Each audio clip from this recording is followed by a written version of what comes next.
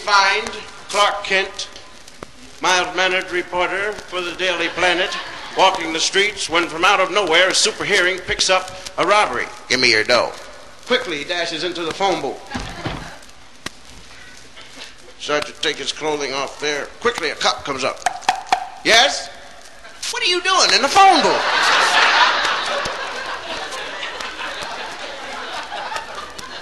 I'm changing clothes, officer. You can't change clothes in the phone booth. Come out of there. What do you think you are anyway? I'm Superman. Right. Bring a wagon in, Charlie. Come out of that phone booth. Look, I told you I'm Superman. Can't you see this red S on my chest? Right, I'm going to give you a red S and a black eye if you don't come out of that phone booth.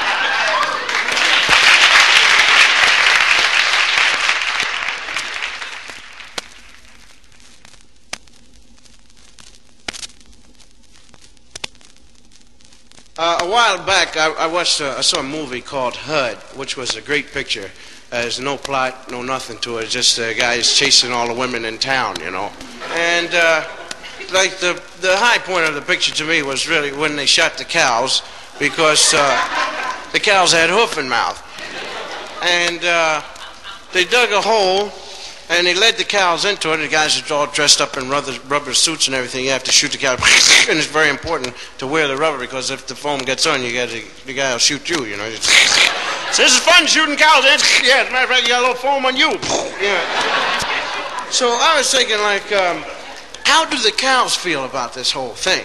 Really, you have to think about that, because cows must think about something, you know. So they're leading them into the big hole there, and one cow talks to the other. They're running, you know. Well, this is the way cows run, you know. Because they get that thing in the middle, you know.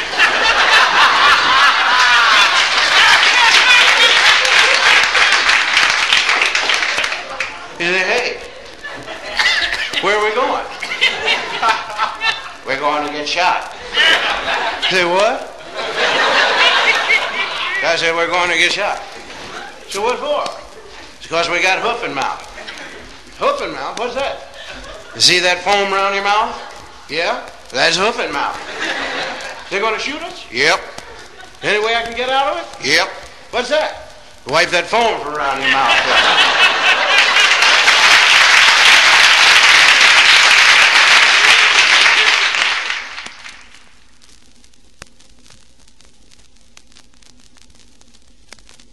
A lot of football players do hair tonic commercials, and I saw actually the first one ever done, and it had a football player and a kid of 17 whose problem was he really had bad hair. His hair's all hanging out all over the place, really weird hair.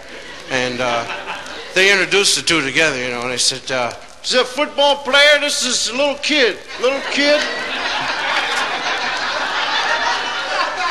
This is a football player.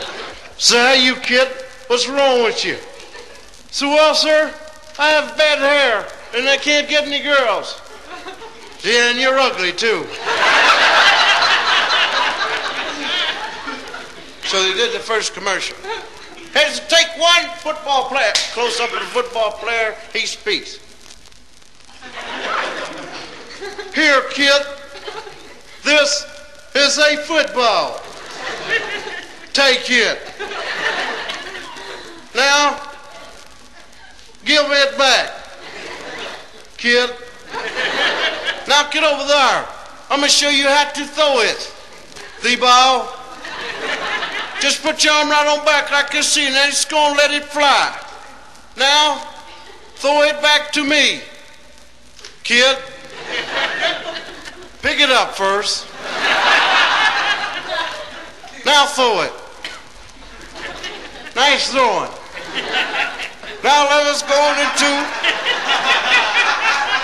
the locker room. So they go into the locker room, the kid showers, he goes in front of the mirror to comb his hair. This is where the plot thickens. Close up with the football player, he speaks. Here, kid, what the heck are you doing? Get that Molson Grayson, get that Grayson magnet, get that stuff out your hair. What you need, kid, is some good old whatever it is. Just siree, Bob. This'll do you a whole bunch of good. All you need is a whole bunch while I'm shaking it down, and put your hands out. Now you see me shaking. Why do you let this stuff go on the floor and all over the place there? Now rub it in. It'll do you a whole bunch of good. It's got HO9, zips there, a whole bunch of stuff in there. Go on, on your head.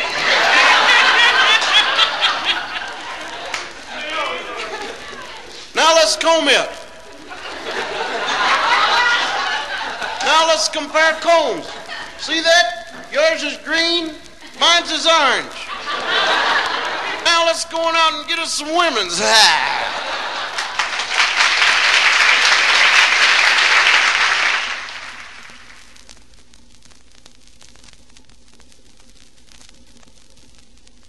You know, one of the weird things about working up here on the stage, you get to see a lot of weird things, and I don't think there's anything weirder than when you see, like, people out together on a double, triple, or a fourple date, and, like, one woman will stand up and tap the other, and she'll say, let's go to the ladies' room, you know, and they all rise.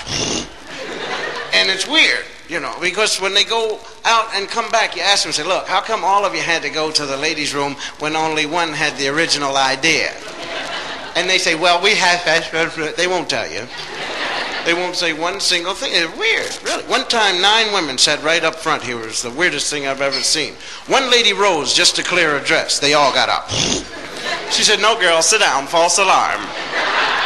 Now, I could see myself out on a double date, and some guy would stand up and say, hey, let's go to the men's room.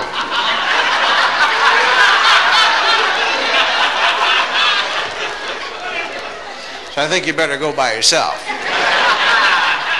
As soon as he leaves, somebody says, that guy weird? What's wrong with him? I could see myself married, wife running the vacuum cleaner, turn it off, go next door, knock on the guy's. She opened the door. Hello there. Hi, let's go to the ladies' room there. No, really. And I'll tell you something else about women. They always try to get the upper hand, see, and they have one thing. They say, you men don't suffer the way we suffer when we have labor pains. Bull. I know a pain that only men suffer that's so far above labor pains you can't even find it on the pain chart. We don't even talk about it. There is no pain in the world greater than the pain a man gets when he goes out on a date, planks his date down in the seat in the movie, puts his arm around the chair in the movie, and leaves it there for 2.5 hours. The blood from his fingertips drains to the center of his chest. What are you doing? I'm trying to save my wrist. What do you think?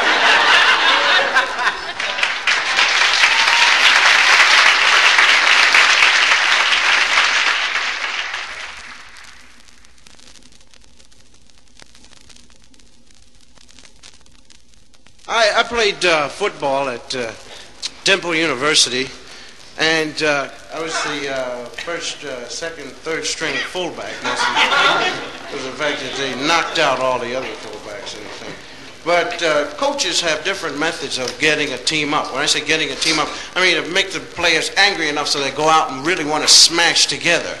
And one method that a coach used was that this guy would put a record on in the locker room, see, and the guy would play the record, and the music would go, pan, pan, da, da, pan, da, dun, dun, dun, dun. You know, the guys would, the glands would secrete, and the end get strong and rip it off the locker, rip and tear the rags running around. And our coach went out and he bought the wrong record. He bought Exodus. And we went out and everybody went home. But the real method, though, is that a coach will talk to a team. This is called getting them up.